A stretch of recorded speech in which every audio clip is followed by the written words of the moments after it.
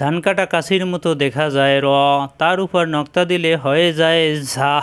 আসসালামু আলাইকুম আরহামাতুল্লাহ। আজকে ক্লাসে আমরা শিখব ঝা অক্ষর। ঝা সফিরের হরফ। জিহ্বা নিচের দাঁতে চাপ দিয়ে উচ্চারণ করতে হয়, নিচের দাঁতের আগা অথবা মাঝখানে চাপ দিয়ে। ঝা ঝা জিম ঝা এইসব হরফে আমাদের বেশি ভুল হয়, অর্থাৎ মাখরাজ ঠিক না থাকার কারণে। জিম হলো জিহ্বার মাঝখান উপরে চাপ দিয়ে, জাল হলো জিহ্বার আগা দাঁতের আগায় লাগিয়ে জাল, আর ঝা হলো জিহ্বার আগা নিচের দাঁতে চাপ দিয়ে। তিন জায়গায় মাখরাজ, অতএব এই মাখরাজগুলো আমাদেরকে ঠিক রেখে উচ্চারণ শিখতে হবে।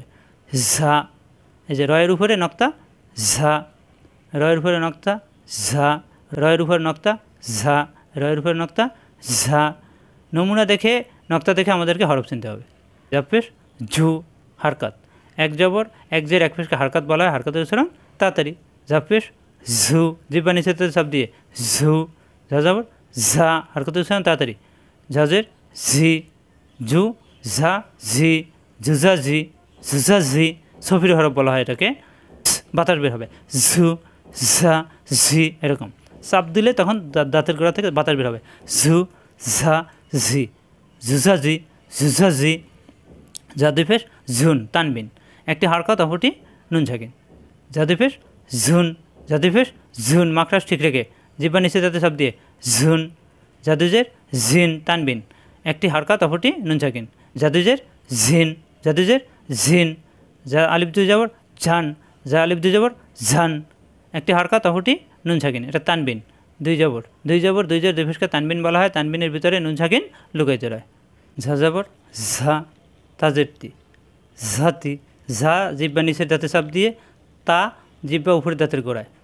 ঝাতি, হারকাতের উচ্চারণ তাড়াতাড়ি। ঝাতি, কোনো দেরি করা যাবে না।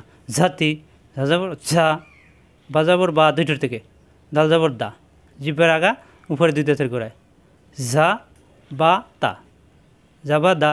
ঝা নিচে চাপ দিয়ে, বা দুইটার থেকে, দাল জিহ্বার আগা উপরে দাঁতের গোড়ায়। যা বা দা। জাপিস ঝু, খজের খি, খ কণ্ঠনালীর শেষ অংশ। জুখি, রজবর র, রা হবে না। ঝুখি র, ঝুখি র, কোনো দেরি করা যাবে না। ঝুখি র, হারকাতের উচ্চারণ তাড়াতাড়ি। এখানে দেখুন ঝা, এখানে জিম, কাছাকাছি অক্ষর কিন্তু মাখরাজ ভিন্ন, উচ্চারণ ভিন্ন। ঝা ঝা সফির হরফ, জিহ্বা নিচে দাঁতে চাপ দিয়ে ঝা। এখানে আসছে জিম, জিহ্বার মাঝখানে উপরে তালুতে চাপ দিয়ে ঝা ঝা জিম। ঝাজে, এখানে আসছে সাকিন, সাকিনের অক্ষর একা পড়া যাবে না, ডান দিকের অক্ষরের সাথে মিলিয়ে পড়তে হবে।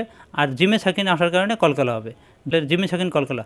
ঝাজে ঝাজে, যা নিচে দাঁতে চাপ দিয়ে, জিম উপরে তালুতে চাপ দিয়ে ঝাজে ঝাজে, তারপর ধাক্কা ঝাজে।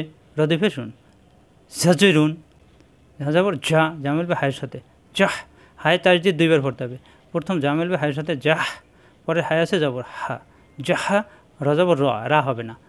জাহ র, জাহ র, যা নিচে দাঁতে চাপ দিয়ে, হা কণ্ঠনালী মাঝখানে চাপ দিয়ে জাহ হার, জাহ হার, জাহ হার।